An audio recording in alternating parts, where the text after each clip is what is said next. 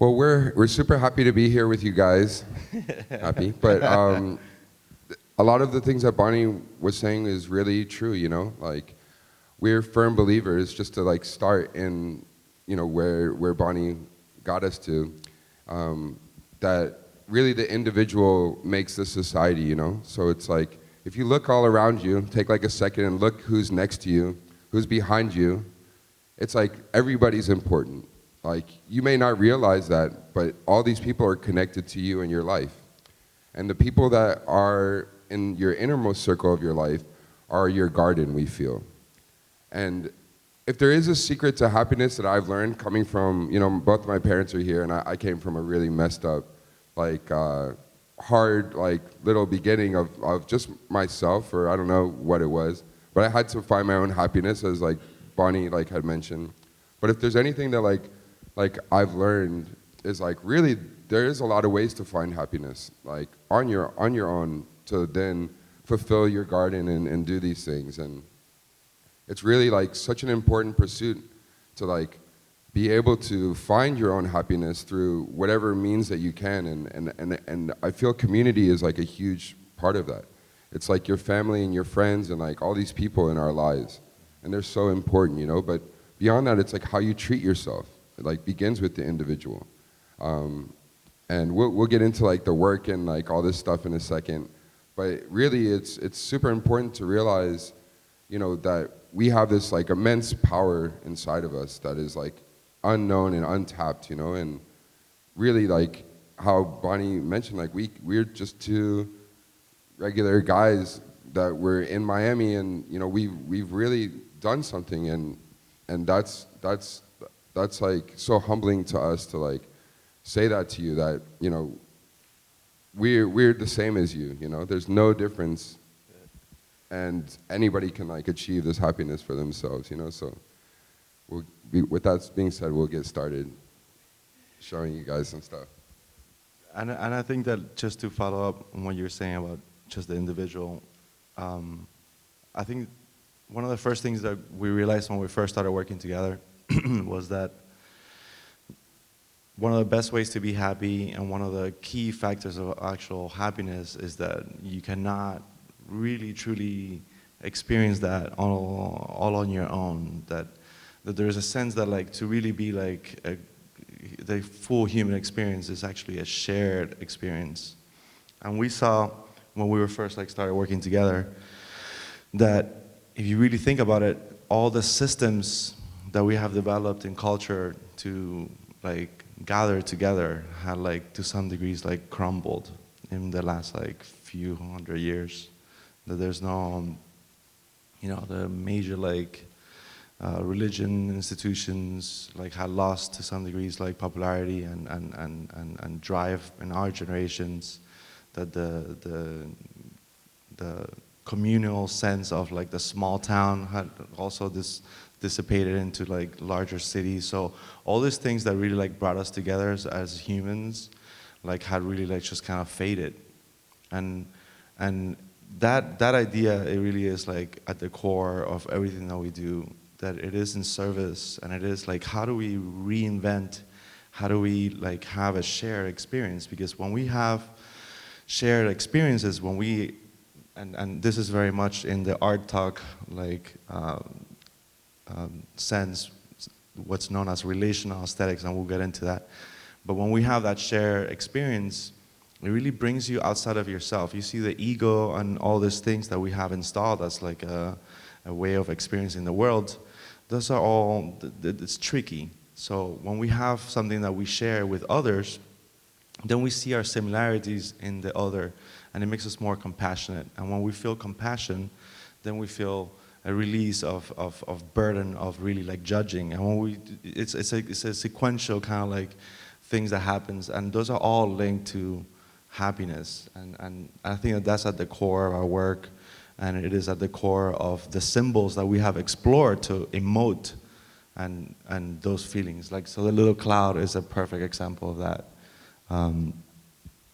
where it couldn't be a simpler like icon, but it is something that it is generally like optimistic in nature, and there's a lightness to it that I think has really like connected with everyone, and I think that it's a perfect example of how we have made work that serves as a standpoint or as a birthing point of that interaction with the work. But This is from the Macys Day Parade. We had a bunch of our friends and family helping us walk this giant balloon and that giant rainbow that you saw in the last slide. it was really cold. Yeah, it was freezing. It was crazy. And there was a crazy adventure, too, with a rainbow and getting deflated, but we won't get into the trials and tribulations of all this thing. This is one of our first like public projects that we have in Aventura Mall. And it was called Rainbow Valley, but it was just like kind of a new kind of playground. You know, we wanted to make something that was not traditional, that, you know, kids can make their own world out of, pretty much. And it's still there. Really, really exciting first project of ours. And this is another one of our first projects that we did that was called Skywalkers. It was basically, and funny enough that we got to do the Macys Day Parade 10 years before that, or 15 years before that.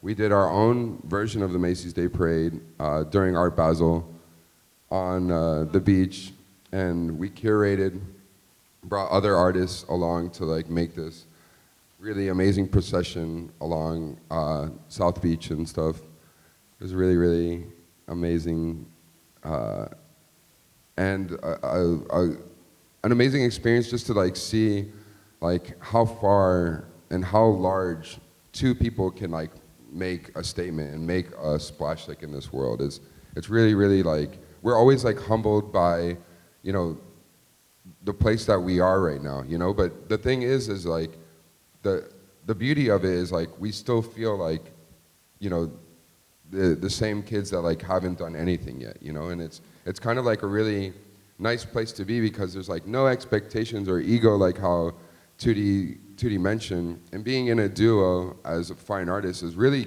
good for that, you know, it kind of lets us like put ourselves away from like the center stage. A lot of fine artists are like, it's me, it's my mind, do you love me? We're like, We don't know. yeah, we're like, we don't know what's the deal, like we're just putting this out for you to, you know, find a little bit of like peace or happiness in each moment, you know, and connect in the moment, which is a lot of why, you know, we started making these like really massive experiences and stuff. So even to go back on the to Skywalkers, just to even speak more on what you were saying about not it being just our mind. I think that again, this is like another example of like that same kind of mentality. We were like, how do we make traditionally a religious kind of like experience, which is a procession of sort, you know, like how, you know, you would like parade a saint in the streets of, you know, Toledo or something. Like, how do we take those mechanics that we have for thousands of years like done as a culture, and how do we reinvent those concepts for a modern like setting? So we literally like kind of engineer like a whole philosophy and like a whole like mythology that we were inviting like, you know, representatives of you know, all the corners of the universe to come to Earth to really like share, like, you know, it was almost like a delegate of the cosmos were coming to the parade.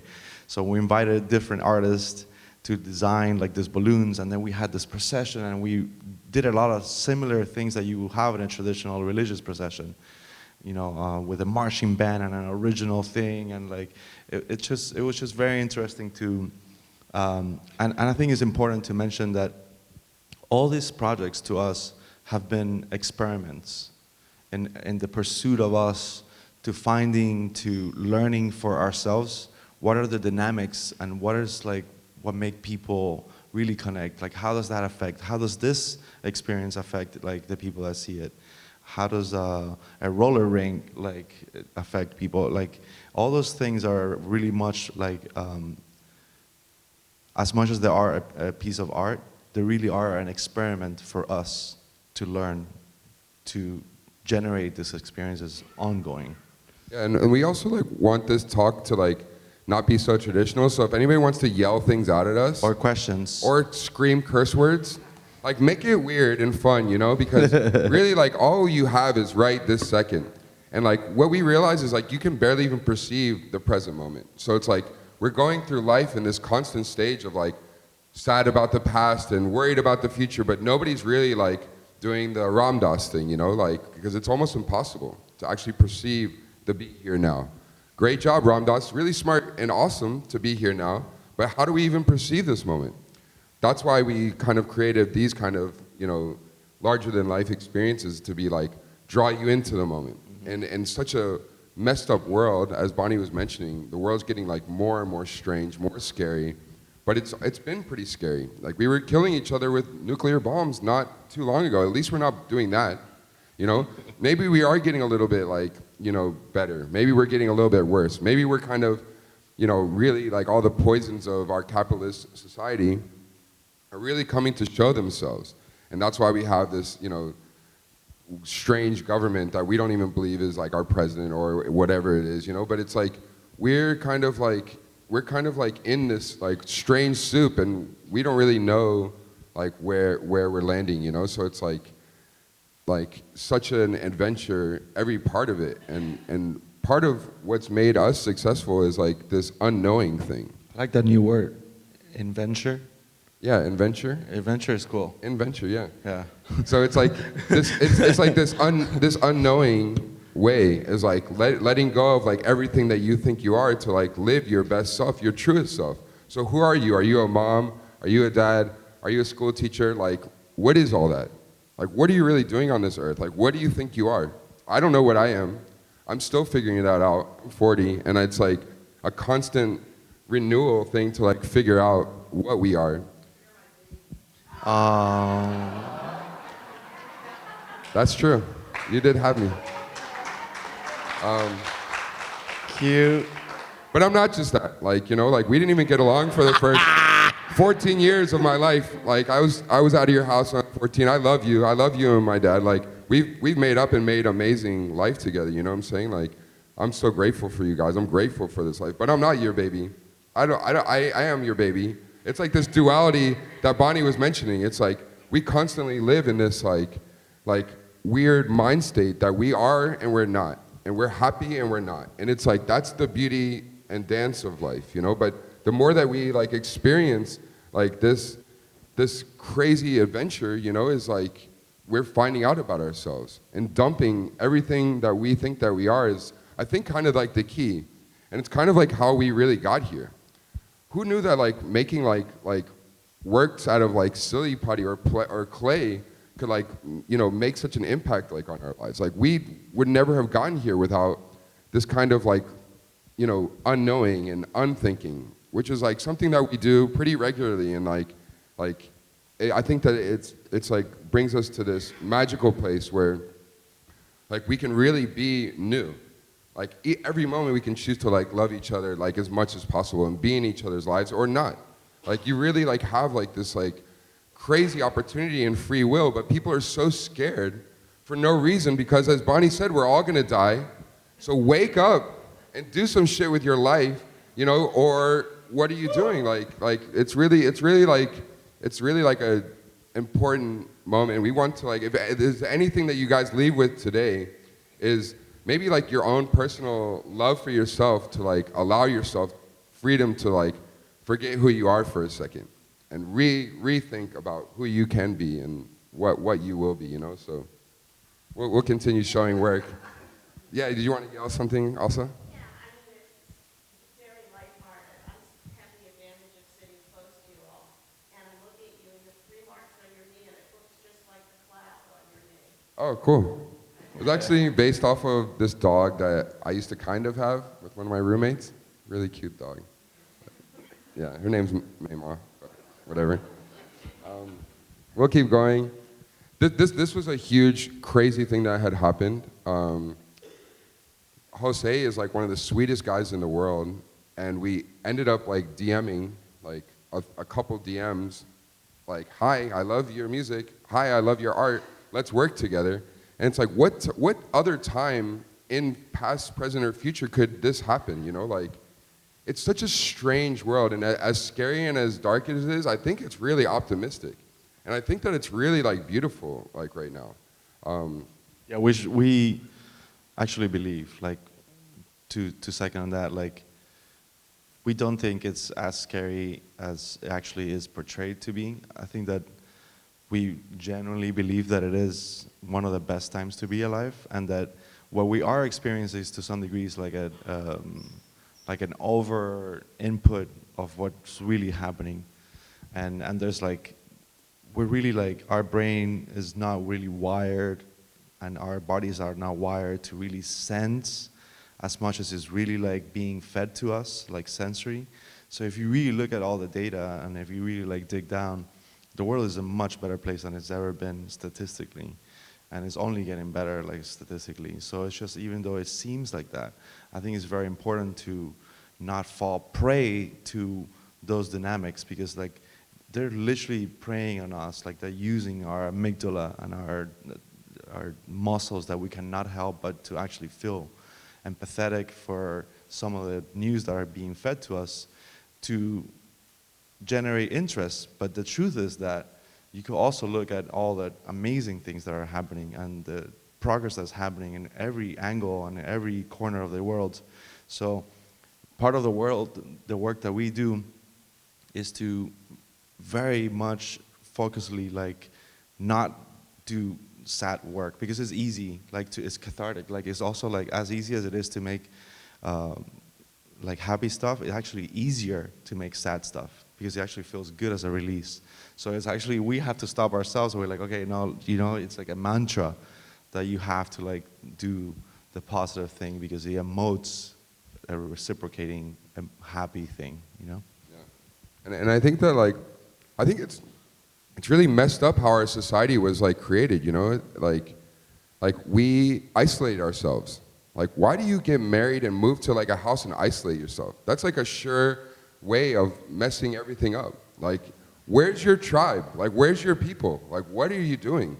Why did we isolate ourselves? Like, why do, when you get money, do you like not see people anymore? Do you like make this like castle in the sky that nobody can get to you, and like you don't have people?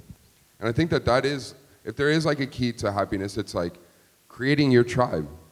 Like remembering that other people have problems, not just your problem of getting your parking ticket or whatever happened to you. You know, it's like we get so caught up in our like bullshit amygdala like problems that like we can't even really see the world or see how great our lives are. I get it happens to me all the time. Like, I'm crushing on some girl, and because like something's like goes weird, like my whole world is like, you know, a horror show, you know. But it's not like that. It's like really like, it really is like bigger than us, you know. And I feel that I found that like creating that like on my own, you know, like, you know, with Tootie, who's like one of my amazing brothers, and like we've been, you know, hanging almost every day for like 18 years, and the friends that we have and the community that we've built together and on our own is like really like what has brought us here. It's like these amazing people. Where we live in like where we lived in Miami was like a community of amazing artists that still live with us in Los Angeles. So even though we're in Los Angeles now, like we're still together with our community, and it's growing and it's bigger, and we're constantly collaborating with like incredible musicians and artists, and you know, like people that do all different kinds of things. And it's really like empowering to like think about your, like, you know, your sister's daughter is like sick. Like, that's something that takes you out of your own bullshit. Like, once you like do have these like connections to people, like it is like a bigger opportunity to find your own love in your place, like in this thing, and enjoy this moment before we're dead. Yeah. So, I mean, just to talk more about our work in specific, like something else that we really kind of always wanted to do was never just really do like traditional work. We really never really liked just traditional art. we always thought that like that we wanted to generate something that was like more of a happening, like that it was like stronger emotional connection, not just what you could sense with something that was on the wall. So, I mean, what was it, 2000? When was it when we did Luminato? 2008 or 9? So in 2008 or 9, we got commissioned by an arts festival in Toronto to do this installation. It's called Rainbow City, and I think that what we wanted to do in this one was like, how do we take art, but also work in the portability and like the transportational like ease of a carnival, the flexibility of bringing art to many different places around the world.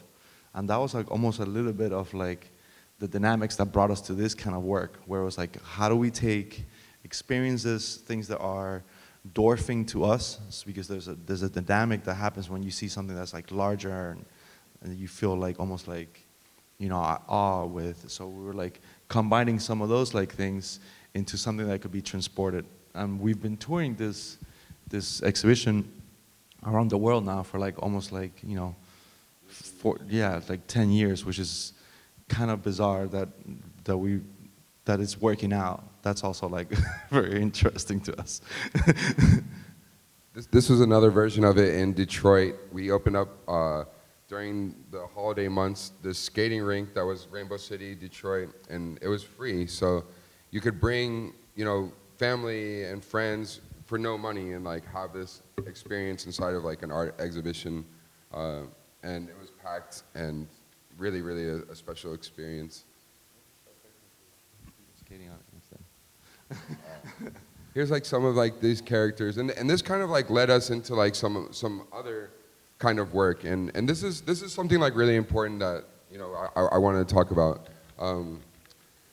I feel that it's, bless you, I feel that it's like really, really important for us as artists to like not just be like chill. Like I'm very, very spastic person and like very energetic about like what we do. And I think that like as evil and as weird as the bad powers in the world are, like we need to counterbalance that with like goodness, like with all of our might. So it's like beyond making these environments and these fine art exhibitions that do travel with people and do greater things, what me and Tootie are also investing in is actually creating positive propaganda for little children's minds. And doing that very seriously, like as much as like the Gestapo did that with Nazis, we're doing that for good, for children and for our world. Like it's insanely important to us. We feel that like every artist and every person in here like needs to do more. Like if you're just like not doing anything now in this weird, crazy world, or just being like selfish, then you're gonna be sad. You're gonna be like pissed off, and your life might not be fulfilling if you're just serving yourself. But as the being in service of like our world, I feel it brings like a bigger like thing to all of us, and that's kind of like one of our biggest pursuits. And it may be crazy and it may not make sense now, but we're literally like having to brainwash children in a good, positive way, because the world is really like dire, and people are sad, and people are inundated with information. And we're also going through such a crazy change that we can't even see ourselves. Like humans cannot see what we are because we're on our phones. We're basically cyborgs. Remember Terminator? Did everybody see Terminator? That's us. So like the thing that we were scared about technology is us. It's us on our phones. Like, where's your other brain? Like, your other brain is in your phone. Can you remember things? Can you drive places without your phone? Like, what are you doing, like, that's not technology-based? We see this happening, and it's uncomfortable. It's another reason, like, why people are feeling really bad and why our society is getting to, like, this weirder places, because, you know, we are changing and evolving, but, you know, I think that with, like, us and these other artists in the show and other artists that we know that are making television shows and starting businesses that are good for humanity is like the start of you know, the pendulum swinging the other way. So once again, if anybody wants to yell or curse or like leave, if you're bored, like leave or whatever you want. Come on stage, take a nap. How do you work collaboratively? Who does what? Who does technical aspects of your installations and so on? Mostly Tootie uses his hands and I do my feet. So we're just like kind of like. It's really interesting. We that's kind of part of the magic is that we literally both do everything, and that's kind of why we've also like it's taken like a long time to develop like systems and ways of working that really allow for that. Luckily, when we first started working together, we were like very much like, you know, children of the internet, like first wave of internet, first wave of like truly democratized like computers that were able to like handle graphic softwares and programs to do visual arts. What that allows to do is that, you know, I could like move this way, and if you're doing that on a painting, you could really actually not be able to like move it this way back because you leave a trace, right? On a computer program, when you're working on a graphic program on a computer, it truly democratizes the actual manipulation of the images. So as we were starting working together, we would work on this on the computer, and we were able to like do this back and forth without generating a lot of interpersonal friction, where we'll be like, yo, why did you move the bottle that way? Now when we move it back, it's gonna leave a mark. If you do that in a painting, it leaves a residual like mark. When you do that in a computer, you could go back and forth all day long until you're like, actually, dude, we agree, the bottle is here better, right? We're like, yes, awesome, done. So it allows for true collaboration. Now, after 18 years of working together, hanging out, we could do that with actual painting, but it's taken us all this time of doing that in the computer to know ourselves and our common like ground to be able to do that. So it's kind of like the process.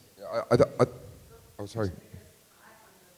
Yeah. Yes. Okay, so we held up the trucks to pick up a work, you know, Yeah. but we were still finished. Yeah. And I'm glad we did it because we raised the view of a whole new type of work. Yes. Michelle, we should do those. Yeah. This is a completely, seems like a completely new attitude. It is. Can you tell more about it? We're so thrilled to be mirroring this. Yeah. Thank you so much. We're so honored to like have this new work like in the show, and it's kind of like what we realize is like our minds are not to be trusted. So like right now, your mind might be telling you negative things, right? You might be thinking of like dinner later or that you have to go somewhere, but it's all not real. Like everything like in our minds that is like negative and telling us these things is not really necessarily true. So that's kind of like how we started like being able to paint together. We'd be like overthinking and being like, you know what, I don't like that thing that Tootie did. And it's like, I would be like, you know what, I don't really like that direction. You know what we found out is like, don't say shit. Just fix it. Go paint. Like you paint. Go work, make it. And why I say that is I think that we're evolving even beyond our language, beyond our thoughts, and beyond our minds. We as humans are something that I don't think we even know yet. I start to like think of us as like these balls of energy, like that is like this unknown thing, and I don't know if we know our full potential yet. And I think that we're still figuring that out and still like evolving. So this kind of painting and this work that we created was like, me and Tootie just decided together, we're like, we want to make something beautiful. And like, what's the most beautiful thing is like a Monet, like mixed with like anime, and I don't know if anybody's seen Howl's Moving Castle, but like this scene where they go into like Howl's dream world, where it's like this beautiful like bodies of water with flowers and these things. And that was kind of like the beginning of creating that work. And we had never painted something impressionistic ever. We didn't know how to. We just did it. And that made me think that like all of our thoughts and all of the things that we think or even say is so primitive.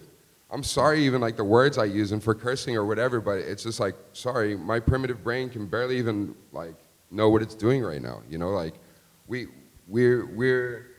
in such like an amazing like evolving state that I don't think we can like see ourselves. We're evolving so exponentially. So I think that that's how we came across making new stuff like that. I can tell you that they clearly tap into something that I'm making, because after the fungus, I was looking at it that night, I dreamt about it, and I was swimming in it. And I saw all the little landforms and the little animals, and everything. It was, I guess, like consciousness or unconscious. I know. It's interesting. And again, I think Thank you. it's exactly why we do make art, is to generate that. I mean, and you know from what we alluded to earlier, that, and I think that you were the first person to say a couple things to us that, since we didn't go to school for really like fine art or have masters in the arts or anything like that, but you were the first person to say the word archetype, where I was like, what? I had to like look it up, you know? And you were the first like person, I think, that, you know, mentioned even the concept of relational aesthetic, and I was like, I had to look that up too, you know. So and those are exactly like the types of things that I think are coming through to that piece, that it is, that there are definitely things there that are triggering that those dynamics, you know. So that being said, we'll keep moving on, showing you guys some stuff. This is a piece we did called Light Cave. That was like us experimenting with like installation and experience and bringing people together with new types of inflatables and like figuring out how to make them with LEDs inside so that they would glow at night. This anamorphic idea of like the cave and like how that relates to us, and this thing that is a mixture between nature and human and animal, and kind of the morphing of that and the energies that we don't see was kind of like this, bringing this to life. This was after we moved to LA, where we were very much also influenced a little bit by the light and space movement, and there's also like a very, it's weird, but it's true, like on the West Coast there's a total esoteric angle to thinking that very much influenced the first few years of when we moved to LA on our work, and that was part of that body of work. This is another piece we did in Seoul, and accidentally we made this thing like a crazy huge success. We just so happened to make this giant supermoon during a time where in Korea they kind of worship the moon at that time. It's like their Thanksgiving. Yeah, and they make wishes on the moon. So literally the population of Seoul, 7 million people came to see this installation, which blew our minds. But what was more amazing to us is when we showed up and there was hundreds of thousands of people the first night of this thing, that everybody was silent. When have you seen like hundreds of thousands of people silent? I've never seen that before. That was crazy to me, you know, like it was kind of like this spiritual moment where everybody was like kind of together in this communal experience, like we are now. Like you guys are all being quiet right now, so thank you. But seriously, it's like me and Tootie talk and we're like, how did we get here? It's been the strangest journey ever. Like we started by making these plush dolls, like, because we didn't know how to get into galleries. Like we didn't even know how to be in the art world, you know, we had no idea. So we're like, we'll make this democrative, you know, we'll make plush toys and we'll start selling them. We took them to Toy Fair and got an order for 10,000 of these weird, strange things we were making. And we're like, what? Like, we didn't even believe it. And it's been like twists and turns. Shortly thereafter, Bonnie gave us this museum show, and we're like, I think we're artists, but we don't really know. Like, no one really treats us cool like artists. We're not invited to anything cool. And we don't get like how museums and art world things work, you know? So it's like, are we artists, or are we, what is this thing that we are, you know? And like later that we learned how important art is, that it gives us this like beautiful openness to really like explore the world and think these different open thoughts, and all this intention that we're talking about now goes into every stroke that we make, every like line, every word that we write, you know, for these TV shows. It's like all of this thought and overthinking and craziness and being all goes inside of that, you know, as you guys do into your lives. Like every action that we make is, you know, precedent on all this stuff. One of the things that I was exploring in this exhibition is the dominance of these cute artists, not only in your work, but food and Murakami, Yeah. and even in Aladdin, the Macys work. Why is there connection cause? Why cute? Why is that so dominant in this work? And how is it different from opera?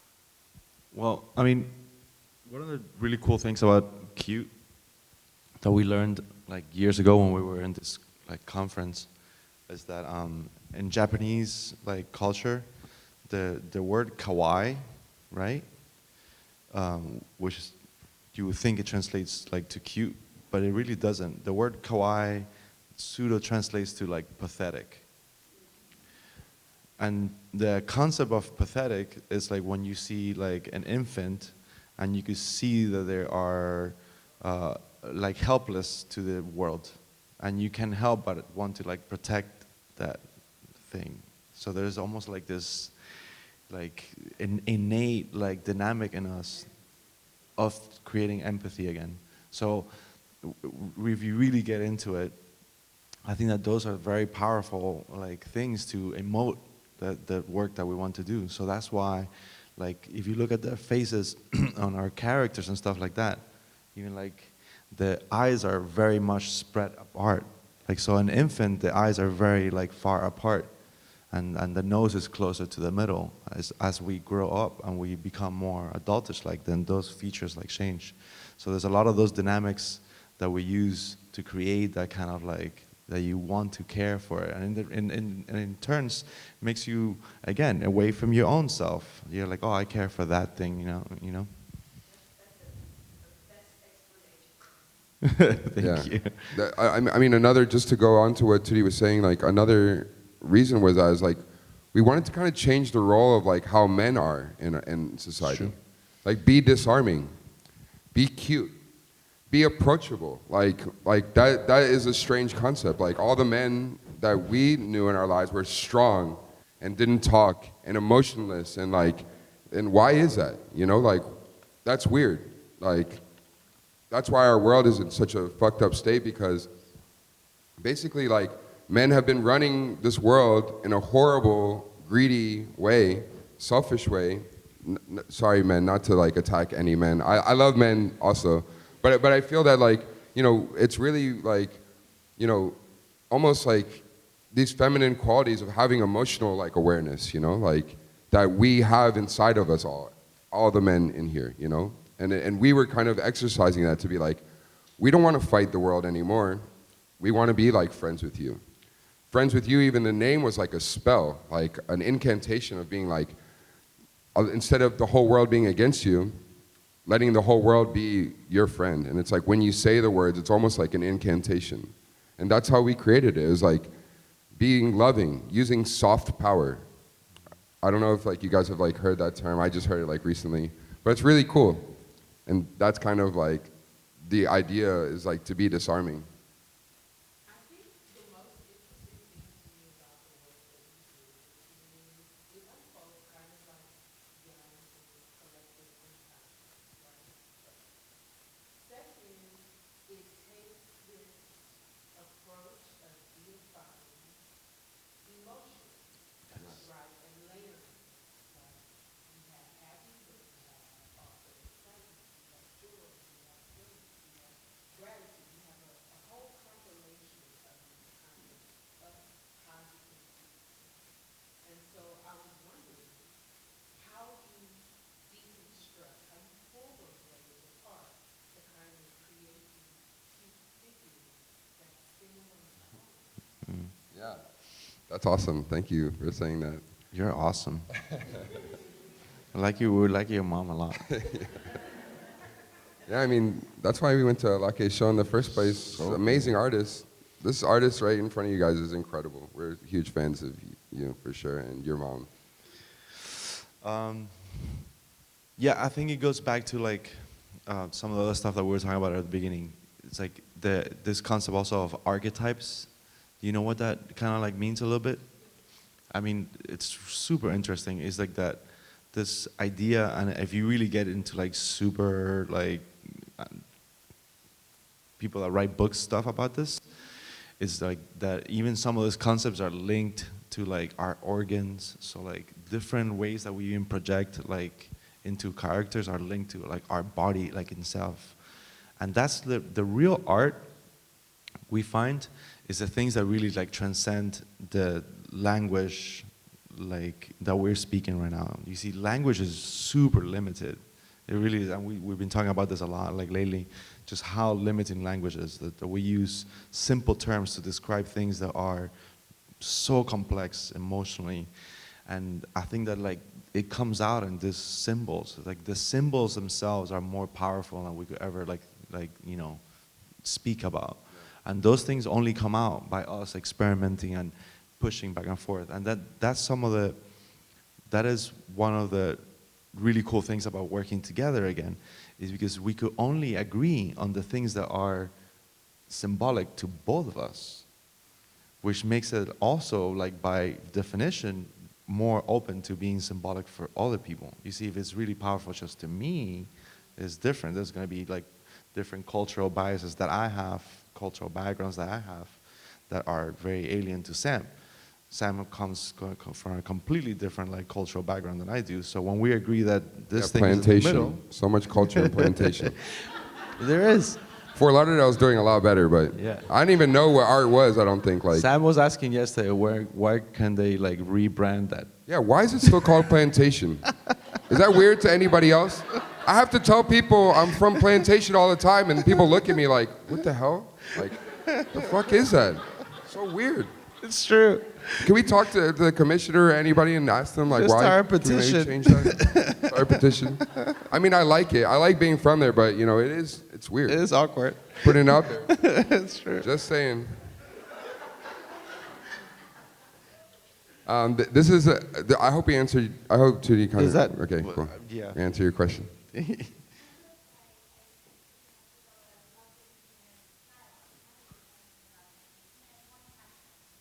Sorry, if you're leaving, no more questions for you. Just go. No, I'm just kidding.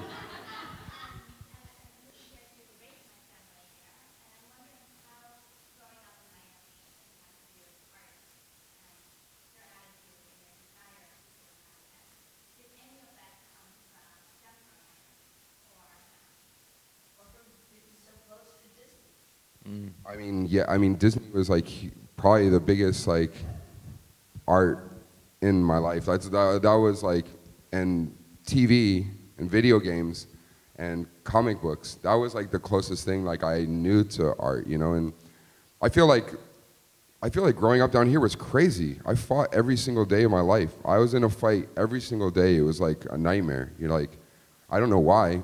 Probably me. I was pissed off or something, but everybody around me seemed to be pissed off too, so we were all fighting each other. Like, I don't know what it was. It was weird. I hope it's still not like that for your kids. Maybe all the kids here, nobody gets in fights and it's cool, you know, but, you know, it was weird.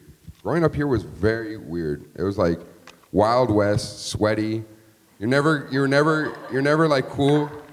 We couldn't even turn the air conditioning up. We'd get in trouble, you know what I'm saying? Like, it was like, I'd be laying in my bed, like, just like hoping to go to sleep, you know. I was like, it's kind of like, I don't know, it's weird, but I love it. I wouldn't change any single thing about my childhood. By the way, I love you guys. Don't get upset about any of this stuff, because it all brought us like to here, you know, right now. But I think that there's a lot of strangeness that goes on in this beautiful melting pot. And it's all these cultures that do come together. Like, I was eating like, you know, Haitian food at my friend Chris Mitchell's like house, and before I even knew what that was, and hearing like his grandmother like talk to me in Creole, you know, and I think that really like expanded my mind in ways that I could never know. I'm so grateful to like grow up here and have all these, you know, different types of people. Like I didn't even know the difference. I asked my mom like one day, like we were watching like something, and it was like about Martin Luther King Day, and it was on Oprah or something. I was really little, and I was like, why are they spraying hoses on people? Because like all my friends were like black and Latin and like every color. Like I had no idea that I was even like different than them, you know? And I think that was the beauty of growing up here. And if I have to say one good thing about growing up in like Miami and South Florida is like, you know, there was such a vibrant like cultural landscape that like I am so grateful for. You know, I'm pretty fluent in Spanish, like, and I'm Jewish, like, you know, that's I'm happy about that. It's kind of like amazing, you know. Like, Yeah, I think that's really cool about, just to touch real quick, Bonnie, before. I think that's awesome when something that's happened here, like you get something very fresh when you like break the system, and like literally if you really see what's happening in South Florida, you have such a high like density of other cultures inside an Anglo like kind of like dynamics of system. So we have a really good functioning system, right? But we have all these like new cultures, and it really does like allow for this kind of like bizarre American experience that you can't get anywhere else in this like country. So it's really cool, actually. super lucky. Yeah. So And Arturo, can you just talk about the fact that you come from a famous Latin jazz family? What about that? Well, how does that, you know, being involved with music and jazz and... Yeah, what Bonnie's talking about is that my dad is a jazz musician, a Cuban jazz musician, and yeah, I think that is in itself also like very much like something that does permeate like just how humble we are by the whole like experience of living in America, and also like being able to like take advantage of the opportunities that we have. I think that we have, either because we come from I come from this very like third world country, or that we both share the sense that that is in our duty to maximize, to be able to do what we're able to do in this country, and that we are empowered to do that. That is like just beyond words. And yeah, growing up in a third world country and then coming here, and you're like, okay, so really the only thing stopping you from doing anything is just our actions. So we're definitely very much inspired by that flexibility and the opportunity to do this, you know. Well, we're very lucky that besides looking at PowerPoint, we could actually look at your work. And I know we want to leave people with time to do that, and perhaps if there's one more question that... Click through some of those. Yes, any questions? Or we'll also just go through this, like kind of, this is almost done, like there's not that much more. Okay. We just want to talk real quick about this show that we made on Netflix. Happened by accident. So anybody here can make a TV show. There's tons of people like buying them. There's like every network in the world. And I highly recommend artists to diversify your practice. That's like one thing that I want to mention here is like, if we wouldn't have started making editions first, we would have never been able to make a career. If we hadn't done crazy installations like how Bonnie had allowed us to do like for this museum show, we would have never made a career. We actually ended up making like our first like money from making these gigantic installations. And who would think it? You can't buy them.